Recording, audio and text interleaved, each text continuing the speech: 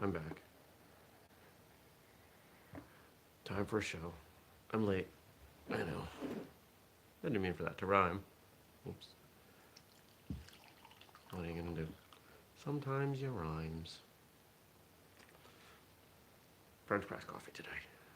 So I was feeling fancy. And I got the tablet. 2, 1. Good morning, everybody. Welcome.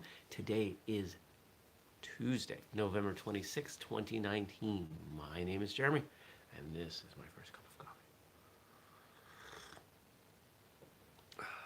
coffee. The only thing better than French press coffee is percolator coffee. I don't know why percolator coffee is so good, but it's amazing.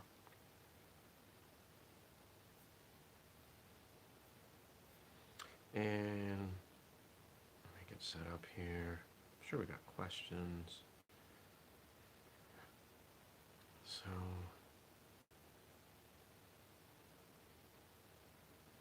boom. Okay. This was the only public forum in which I mentioned that I had procured a dog. So this will be the only public forum in which I mentioned that I had to return the dog. The dog and the cat did not get along, and there was no evidence that that was going to change, and I did not have the time and energy to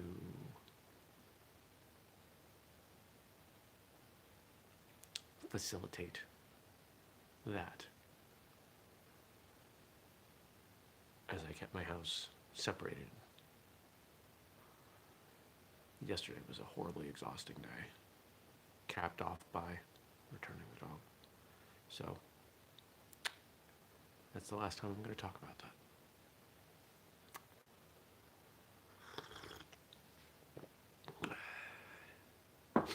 But what's going on today? Got an interview coming up with a gentleman that I don't know anything about. And I really enjoy those interviews because I get to learn about somebody. I get to go in completely cold. And a lot of times people are surprised that I interview them without doing any research. But I enjoy that very organic unfolding. It allows the guest to drive the conversation. See, if I do research, if I know a bunch of things about a person, I'm going to ask questions based on that understanding. And that drives the conversation. That skews it towards what I want to talk about, not necessarily what they want to talk about. It also risks the audience being disconnected from me and from what they know. See, I've always attempted to interview from the same place that the audience would be coming from. That's why I ask simple questions. That's why I let the guest talk so much. How would I do that research? I would look at other things that are already out there. I would look at other interviews they've done, other podcasts, books. But that stuff's already out there. Now, maybe I come up with a different angle for it. Maybe I have a different idea.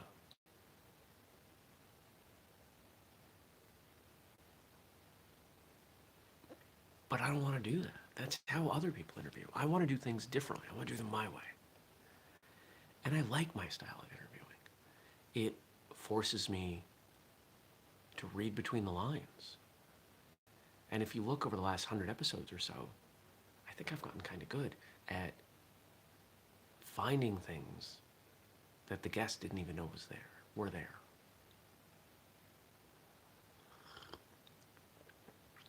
Oh, that's good. So,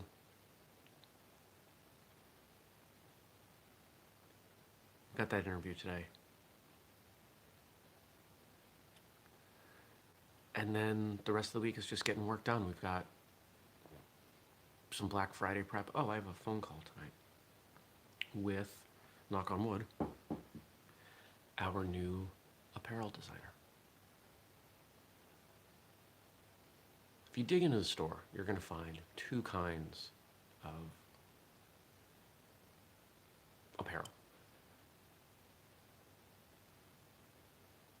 simple but interesting designs that I hired out to people on Fiverr, or incredibly simple things that I did myself. I can take the logo and put it on a shirt. I can change the color of the logo and put it on a different shirt. And we've done a lot of that. But it's time to do some cooler stuff. We've got a limited edition version of the Super Kick design. I come up with ideas, and I'm just not the best person to implement those ideas when it comes to graphic design. So, fingers crossed that this person this evening is the person. So, we're gonna hope. Yeah. After that, I'll probably go to the gym. Actually, no, I'm probably going to go to the gym before. I don't have a ton on my day. This is always a weird week. Because on the one hand, everybody's slowing down. People don't return emails as quickly. And there's an expectation that nothing gets done. But when you work for yourself, and when a huge portion of your business comes starting this week through the end of the year, you have to work. And you want to work. And that's why rolling out new designs now makes sense. Because we're trying to get some of this stuff going. Trying to give people options for new things to buy and to give as gifts. So, yeah.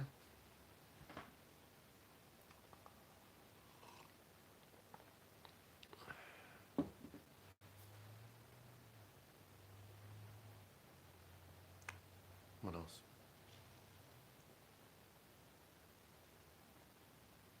I don't know. I don't have much else. So let's turn to the questions.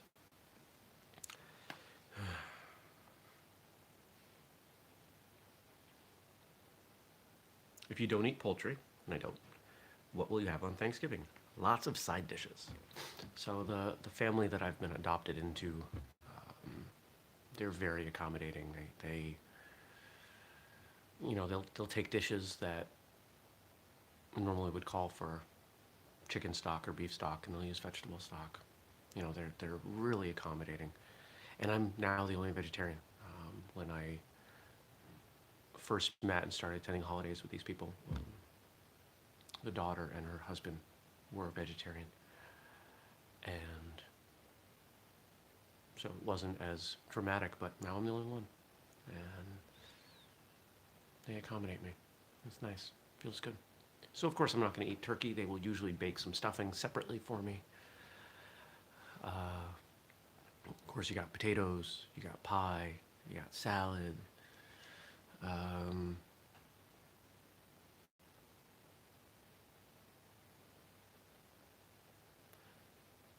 I don't know what else. Mom loves to cook, and there's always way too much food, and she's a great cook. So I'm not worried. There's always wine, beer. Actually, not usually beer. Wine, whiskey.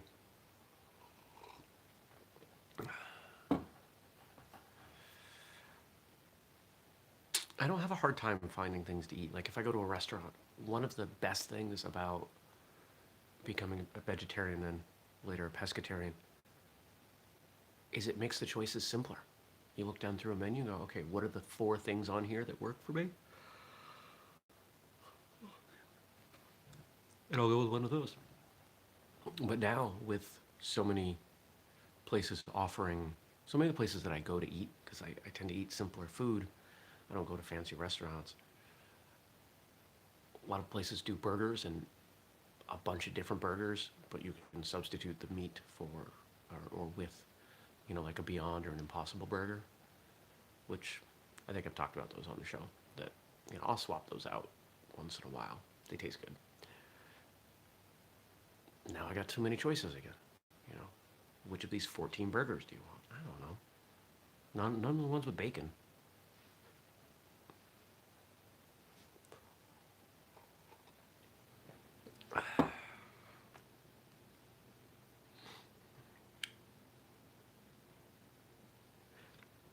Where do you stand on stick butter versus spreadable butter, such as I can't believe it's not butter?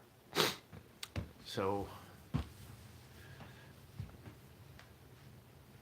any of that spreadable stuff, um, most of it's oil based. You know, it's some kind of vegetable oil base. You know, and there might be some butter in there. But, and I think I've talked about this on the show. So a lot of this comes from this.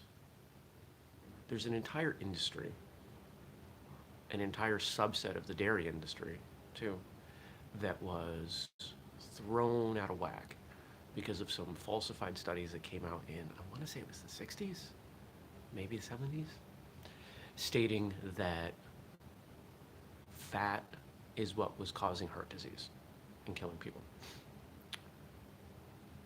There was a lot of news that came out around that, a lot of push for changing the way Americans ate. And if you look at the food pyramid, which was developed after that time, where was fat put? It was put at the top, the smallest amount. Well, if you go back, you'll see that Americans' health, and in every possible way, has deteriorated since that time. Why? Because it wasn't fat.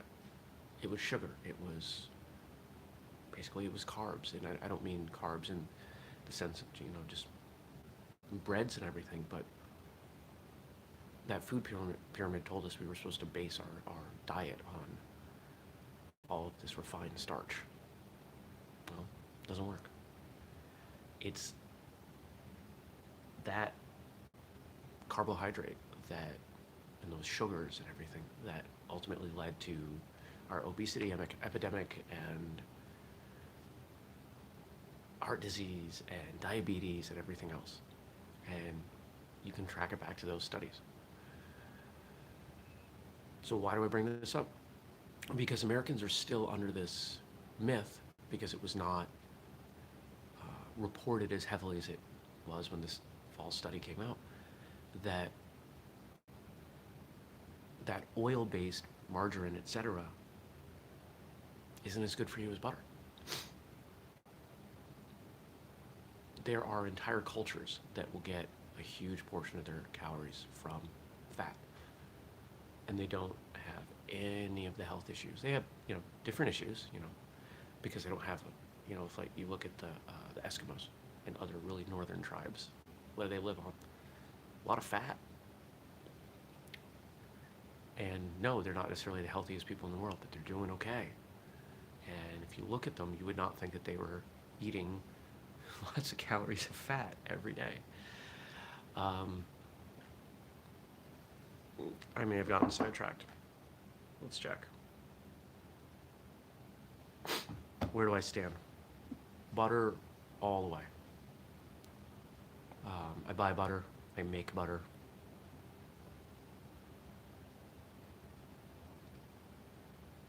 It's good for you. The one caution I'll throw in there is that when you're talking about animal fat, that's where a lot of environmental chemicals and things will hang out. So if you're going to buy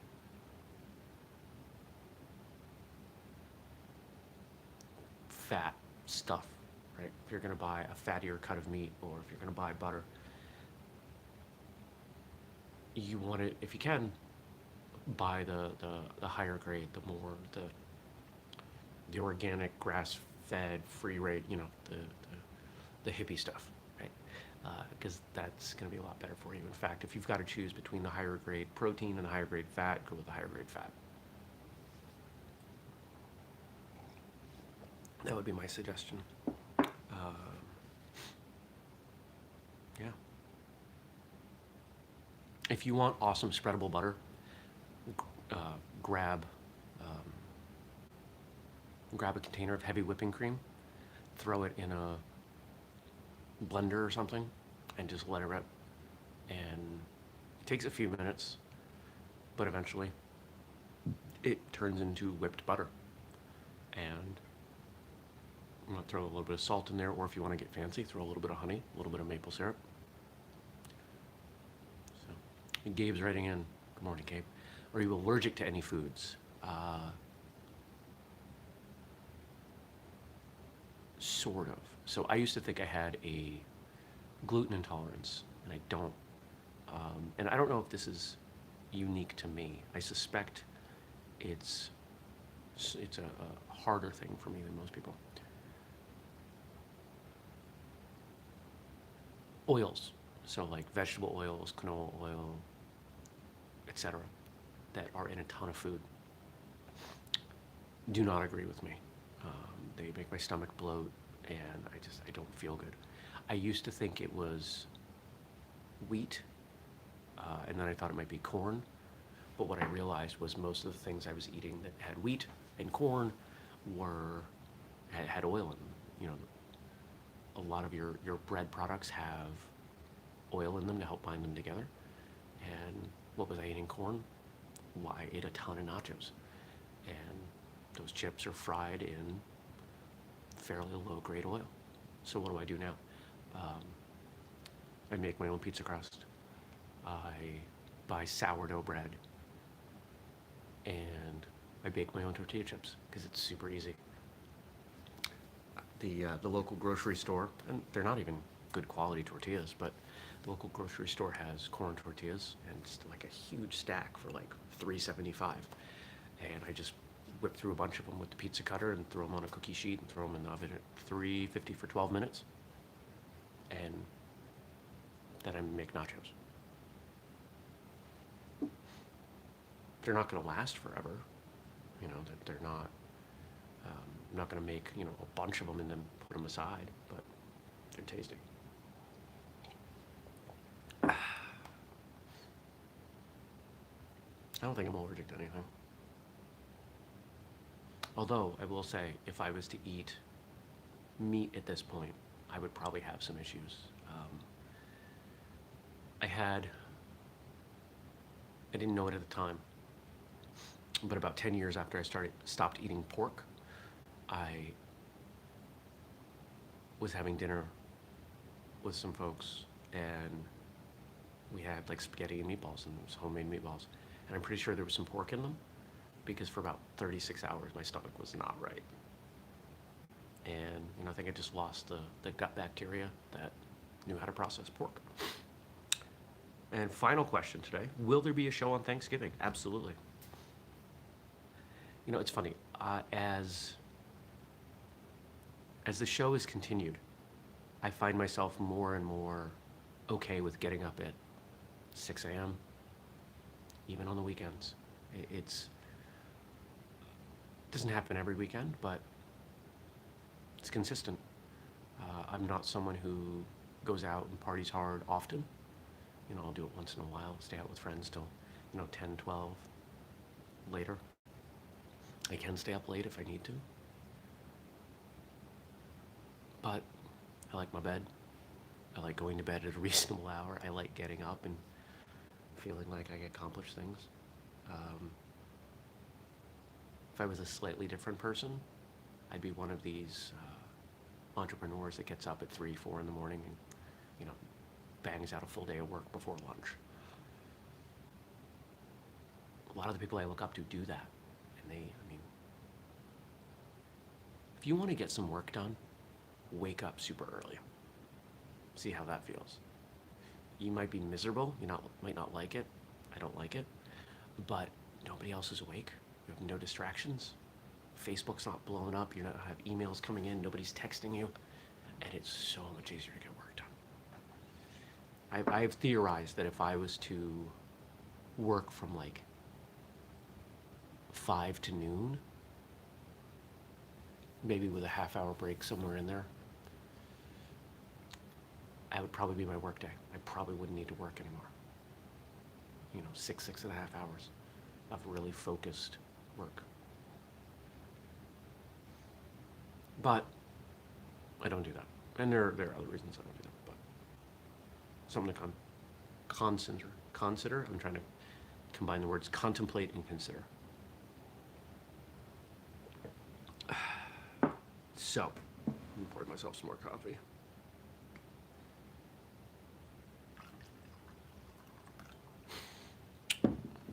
Good questions. I like talking about food. I'm going to let you guys drive this, but let's make the Thanksgiving show a little bit bigger is the wrong word. A little more diverse. I love the questions that come in. I want more questions. So here's my request of all of you. On tomorrow's show, and I'm going to try to remind you of this. On tomorrow's show, or if you're not going to be able to watch tomorrow, post it here.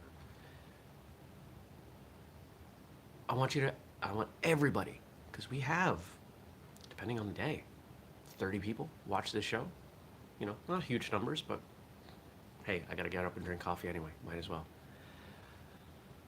I would love for every single person to contribute a question for the Thanksgiving show. Or, if not a question, how about a comment? Just something for me to read. And if you want me to read it anonymously, I will. And if you don't want to post it here, email me, jeremy@whistlekick.com. Let's see if we can do something with that. I'm not going to dress up or do anything goofy like that, but yeah. So, all right, homework coming at you in a moment. Don't forget, we do this show every weekday morning, 6:30 a.m. Eastern, right here on YouTube. I just had an idea. 6:30 a.m. Eastern here on YouTube, but you can catch it later at firstcupwithjeremy.com or in your podcast feed. If you have a question or a comment, drop it below, right? Or email me, jeremy@whistlekick.com. Don't forget to subscribe, turn on notifications, because this is not the only show that we do. We've got lots of content, and we've got more content coming at you. I gotta do another episode of Who'd Win. Gotta get that done. And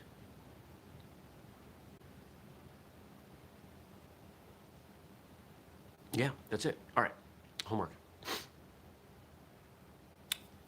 I want you to consider your favorite foods, the foods that you eat the most. We all have a few things that we tend to eat a lot of. Like for me, I eat a lot of eggs. I eat a lot of nachos, tacos. I eat a lot of frozen pizza. I eat a lot of regular pizza. I eat a lot of pizza. Of those foods that you eat, I want you to rank them in terms of health.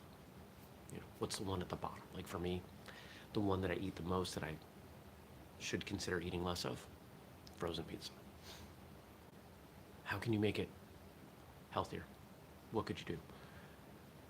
Number one thing I could do that would be easy, throw some chopped vegetables on there when it goes in the oven. I usually have vegetables chopped up for going in my breakfast or salads or whatever. I could just, in a few seconds, make that better. So just consider, how do you take that worst choice that you're making and just make it a little bit better? Baby steps. Okay. Remember, food is fuel for life, for your training. If you want to be the best person, the best martial artist you can be, you got to put the best ingredients into your body. Don't try to change that all at once. You'll lose your mind. Okay. I hope you have a fantastic day. I will see you back here tomorrow. Take care. Peace.